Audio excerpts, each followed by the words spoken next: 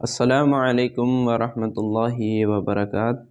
الحمدللہ رب العالمین والصلاة والسلام علی رسول اللہ، اما بعد۔ وظائف کی دنیا میں آج ہم جس وظیفے کے بارے میں بات کر رہے ہیں اور کریں گے انشاءاللہ آپ سامعین کے ساتھ، یہ وظیفہ مجرب بھی بہت ہے، کئی بار آزمودہ ہے اور بہت ہی عمدہ وظیفہ ہے۔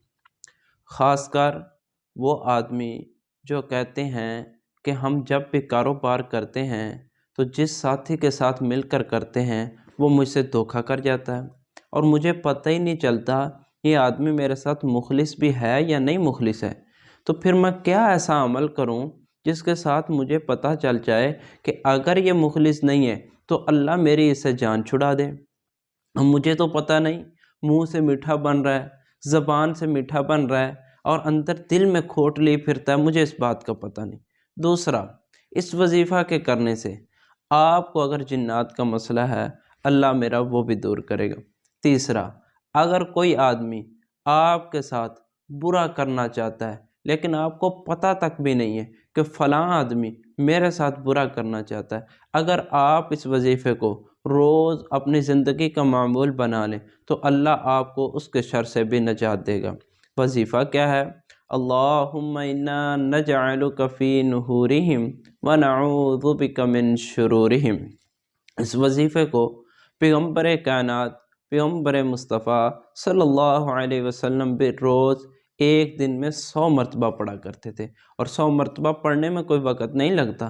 ہمیں تو چاہیے صبح بھی 100 مرتبہ اس کو پڑھیں اور شام کو بھی 100 مرتبہ پڑھیں۔